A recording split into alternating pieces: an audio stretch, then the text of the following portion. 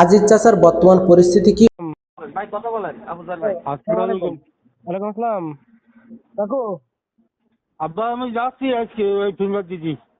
আচ্ছা আচ্ছা, আপনি তাহলে ফিঙ্গার দিতে যান, ওনার সঙ্গে যান, আর মনে করেন যে সাবধানে যায়েন। ইনশাল্লাহ আপনার বাপ খুব খুব সুন্দর করে আপনার বাড়িতে পাঠাবো ইনশাল্লাহ। আপনি মন খারাপ করেন না যেন, ঠিক আছে? আল্লাহ বাচ্চা।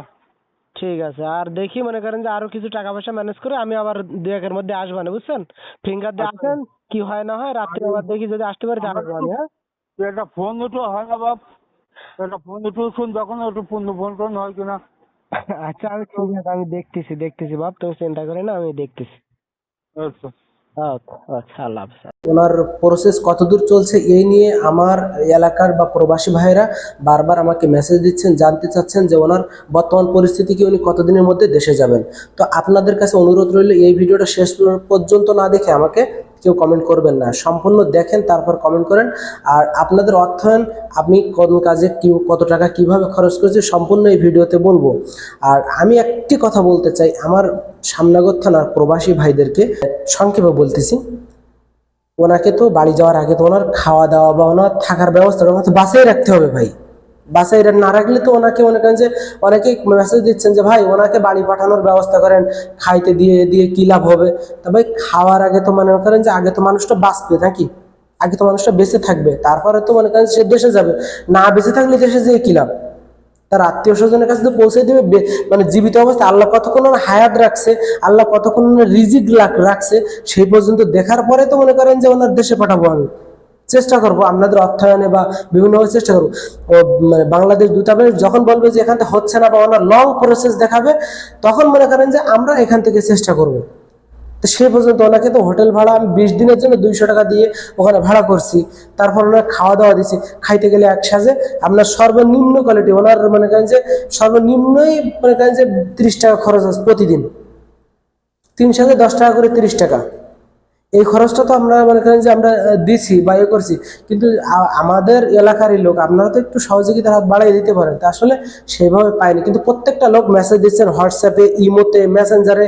আপনাদের আপনাদের বোঝা উচিত আমি তো একজন প্রবাসী, আমি তো কাজ করি। আপনাদের মেসেজের রিপ্লাই না দেওয়ার কারণে আপনারা যে কষ্ট পাচ্ছেন, মনোক্ষুণ্ণ হচ্ছেন।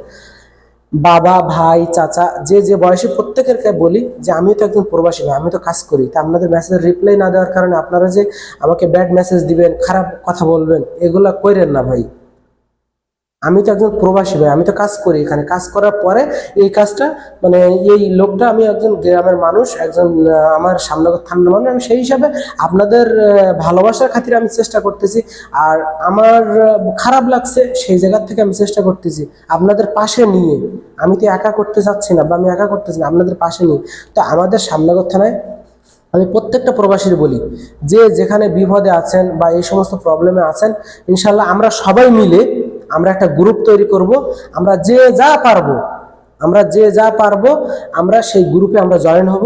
যে যে যে দেশ থেকে আমরা সঠিক মানে মানে যাচাই বাছাই করে যদি সেটা সঠিক মনে হয়, তাহলে আমরা চেষ্টা করব। আপনারা এই কমেন্টে এখানে আমি একটা হোয়াটসঅ্যাপ গ্রুপ লিঙ্ক দেবো, এই গ্রুপে আপনারা অ্যাড হবেন। এই গ্রুপে অ্যাড হয়ে আমাদের সামনাগর থানা বলেন, সাতক্ষীরা জেলা বলেন, সমস্ত জায়গার থেকে আমরা চেষ্টা করব মানুষের পাশে দাঁড়ানোর। ভালো কাজে আমরা মানুষের পাশে থাকবো ইনশাআল্লাহ। তো প্রত্যেকটা লোক শুধু সহানুভূতি দেখাচ্ছে, কিন্তু সহযোগিতা করছে না। তো যাই হোক, আমার সামনাগর থানার ভিতরে কোনো প্রবাসী ভাই, মানে একজন ভাই 70 রিয়াল দিয়েছিল, কিন্তু উনি যে কোন জেলার উনি বলতে চায়নি, বলেনি। আর একজন লোক মৌতলায় বাড়ি, তার মানে কথাটা গোপন করতে বলছে, বাংলাদেশ থেকে 1000 টাকা দিছে। তো যাই হোক, আমি এটুক বলতেছি যে আমাদের এলাকার প্রবাসীরা যদি কেউ বিপদে পড়ে, আমার মনে হয় না যে কেউ এরকম কেউ পাশে আসবে, কেননা সবাই মনে হয় বিপদে আছে এই কারণে। আর আমি কি বলতে চাইছি আপনারা বুঝতে পারছেন, ঠিক আছে? আমি শর্টকাটে আপনাদের এটা বুঝাইলাম যে দেখেন, আমাদেরই এলাকার, খারাপ হোক ভালো হোক, সে তো আমাদেরই এলাকার বা আমাদেরই থানার বা আমাদেরই জেলার। তো আমরা কি সবাইকে পাশে আসতে পারতাম না, পাশে দাঁড়াইতে পারতাম না? কিন্তু আমরা সেটা করিনি বা পারিনি বা করতেছি না। তো যাই হোক, আপনাদের কি কারণে আপনারা করেন সেটা আপনাদের একান্ত ব্যক্তিগত ব্যাপার, সেটা আমার ব্যাপার না। কিন্তু আমার দিক থেকে আমি যতটুকু পারছি সব জায়গাতে নিয়ে হোক, বা আমার এখানে যারা প্রবাসী সৌদিরা, তাদের বাড়ি, বিভিন্ন লোকের বাড়ি কুমিল্লা, চিটাগাং, ফেনী, রাজশাহী, বরিশাল, এইসব জেলা, যে আমার হাউসকিপিং ভাইয়েরা বা আমার কলিগরা, তারা যে অর্থায়নটা দিয়েছিল সেই অর্থায়ন সহ আরও কিছু মিলে আমি ওনার কাছে পৌঁছেছিলাম। আরও কিছু অর্থ আসার কথা বলছে কিন্তু এখনো আসেনি। একজন সিঙ্গাপুর প্রবাসী ভাই, তার বাড়ি হলো বালিডেঙ্গা, সে বলছে 100 রিয়াল দিবে, কিন্তু এখনো পর্যন্ত আমার হাতে আসে পৌঁছায়নি। কিন্তু সে দেখেন সিঙ্গাপুর, সেখান থেকে মানে বাংলাদেশে টাকা পাঠায়, সেই টাকাটা আমার কাছে দিতে চাইছে, এখন আমি হাতে পাইনি। কিন্তু বলছি কোনো এক বাঙালি ভাই যদি টাকা নেয় আমি সেই ক্ষেত্রে আমার কাছে পৌঁছানোর চেষ্টা করব। তো দেখেন, আর কে কি অর্থ দিয়েছে আমি এখানে ভিডিওতে এই কথা বলার ভিতর দিয়ে আমি এখানে দিব, আপনারা দেখে নিন। আমি শেষে আরেকটা কথা বলি, ওনার যাওয়ার প্রসেস যেটা চলছে, আমি ওনার ফ্যামিলির আত্মীয় স্বজনের খুলনা দূতাবাসে যে যোগাযোগ করতে বলেছি, ওখানে একটা অ্যাপ্লিকেশন করতে বলেছি। ওই অ্যাপ্লিকেশন ওখান থেকে অ্যাপ্রুভ করলে ওখান থেকে সৌদি আরব জেদ্দা দূতাবাসে এখানে দিবে, অ্যাম্বাসিতে দিবে। এইখান থেকে আমাদের কাছে যে ইনফরমেশনগুলো নেবে, উনি কোথায় আছে, কোথায় থাকতেছে, তারপর ওখান থেকে গাড়ি নিয়ে এসে এখান থেকে নিয়ে যাবে। এই প্রসেস চলছে, কিন্তু এই প্রসেস ইনশাল্লাহ কাজ করবে। আসসালামু আলাইকুম ওয়া রাহমাতুল্লাহ। আর একটা কথা বলি, যে যা অর্থায়ন দিয়েছেন আমি এখানে কিন্তু দিয়ে দিব, আপনারা দেখে নিন, ঠিক আছে? কথা বললাম না, আমি এখানে দিয়ে দেব। আর একজন ভাই মনে করেন যে তার মানে অর্থটা গোপন রাখতে বলছে, সে আমাদের সামনাগর মানে মৌতলা বাড়ি, সে 1000 টাকা দিয়েছে, বাংলা টাকা 1000 টাকা, তার নাম প্রকাশ করতে মানা করছে, আমি সেটা এখানে প্রকাশ করলাম না। তো সবাই ভালো থাকবেন, আল্লাহ হাফেজ, আসসালামু আলাইকুম ওয়া রাহমাতুল্লাহ।